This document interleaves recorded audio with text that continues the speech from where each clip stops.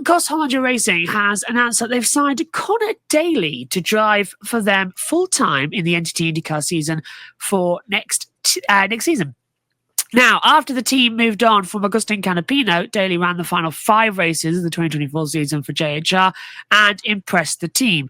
Daly helped them make history by scoring the team's first podium in IndyCar competition, and this also meant that Romain Grosjean is gone, unlikely to be competing in the series next year, with Daly becoming Stingray Rob's teammate in 2025. Now, Daly said that he's thrilled to return as a full-time IndyCar driver and feels like this was the perfect step after the huge podium finish at Milwaukee. Graphic courtesy there of Juncos Hollinger Racing. Yeah, bye-bye, Romain Grosjean as well. He could pop up somewhere next year. You know, we've seen that happen with reserve drivers throughout the season, but it looks like he's goodbye, which is a massive shame for the Phoenix. But for Conor Daly to come back in, to me, I think that's a good idea. But I want to ask you both, is Daly deserving of another chance to race in IndyCar full-time? And could this possibly be the last opportunity to prove himself? Yeah, well, yes, probably, because he's floated around, hasn't he, for the last few years, since he lost the ride at Foyt, sort of picking up reserves here and injury recoveries and whatnot here, there, and everywhere, especially towards the back end of last season. I feel like he'll be okay-ish. We know what Conor's, where Conor's strength is more on the oval side. So he'll be okay on the road and street courses. But I think that for the old leader circle, which again, I'm sure will come back into conversation when we get midway through the IndyCar season next year, they need that car to be up further in the points. I think Conor would do a much better job than certainly Canapino did throughout his stint. And Grosjean, I guess, came in with a flourish, got that podium early on, or should have won that. Perhaps should have won that race at St. Pete when he and Scotty Mack took each other out in the opening round of the season. Was that last year, 22? That was the closest he kind of got to getting a win. And after that, the whole Andretti debacle through last year, and it hasn't really happened for him at Juncos in terms of any real performance. So I think this is a good signing for them. And we know Conor's got plenty of experience to see if he can lead this team forward.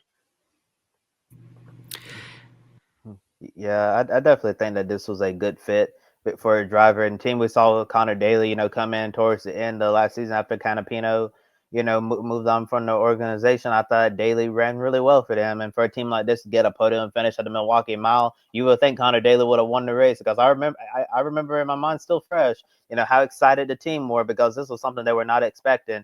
And Conor Daly ended up, taking them to a historic result for them. IndyCar is very competitive for a smaller team like Juncos Hollinger Racing finish on the podium. Definitely a massive win for that whole organization. And it really seemed like, that they just clicked and gelled and the chemistry was really coming on. So I guess, like you said, perfect next step, was to go full-time IndyCar racing with them.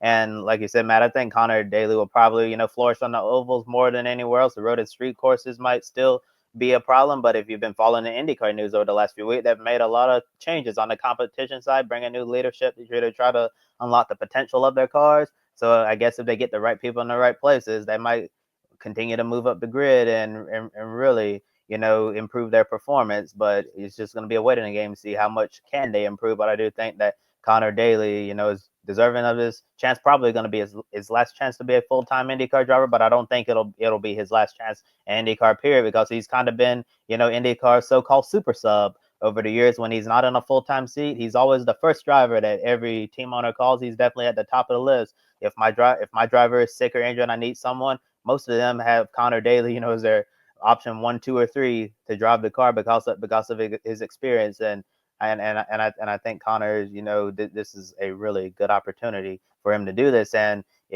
also in the news lately, this actually wasn't Conor Daly's, initial deal that he had planned to sign.